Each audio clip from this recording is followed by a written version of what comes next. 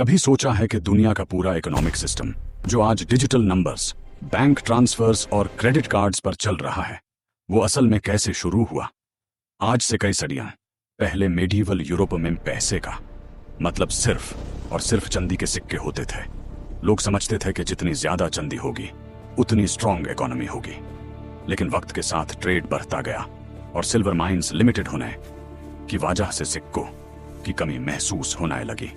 Rulers और merchants को समझ आ गया कि अगर सिस्टम सिर्फ फिजिकल मेटल पर डिपेंड रहा तो इकोनॉमी रुक सकती है।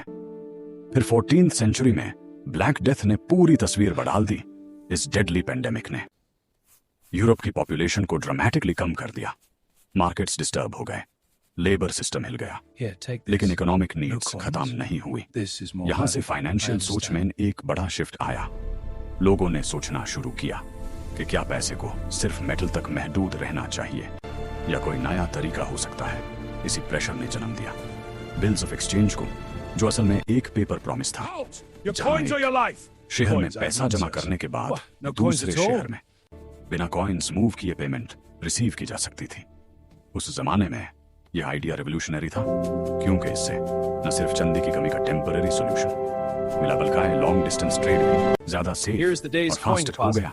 धीरे-धीरे मर्चेंट्स और फाइनेंशियल एक्सपर्ट्स ने इस सिस्टम को एक्सपैंड किया और अर्ली बैंकिंग नेटवर्क्स उभर कर सामने आए।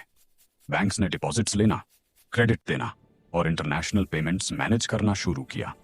यहां से इकोनॉमी का फोकस फिजिकल मेटल से हटकर रिकॉर्ड्स, अकाउंटिंग और सबसे इंपॉर्टेंट ट्रस्ट पर शिफ्ट हो गया। हिस्ट्री हमें यह पावरफुल लेसन देती है कि मॉनेटरी सिस्टम्स कभी स्टैटिक नहीं होते। वो हमेशा इन्फ्लेशन, डिफ्लेशन, टेक्नोलॉजी और क्राइसिस के प्रेशर के नीचे इवॉल्व करते रहते हैं। मेडिवल सिल्वर इकोनॉमी भी इसी एवोल्यूशन का शिकार हुई और धीरे धीरे मॉडर्न फाइनेंस की फाउंडेशन तैयार हुई। आज जब हम डिजिटल वॉलेट्स और ऑनलाइन बैंकिंग यूज करते हैं तो असल में हम उसी हिस्टोरिकल जर्नी का नेक्स्ट स्टेप देख रहे होते हैं। इस पूरी कहानी का सबसे गहरा पॉइंट ये है कि इकोनॉमी की असली ताकत सोना या चांदी की क्वांटिटी में नहीं होती, बल्कि इंस्टीट्यूशंस पर लोगों के ट्रस्ट में होती है।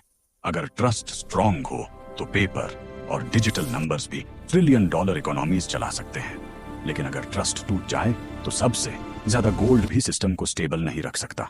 इसीलिए हिस्ट्री बार ये प्रूव करती है कि इकोनॉमिक क्राइसिस सिर्फ तबाही नहीं लाती, बल्कि पावर को रिडिस्ट्रीब्यूट करती है और वेल्थ की डेफिनेशन को दोबारा लिखती है।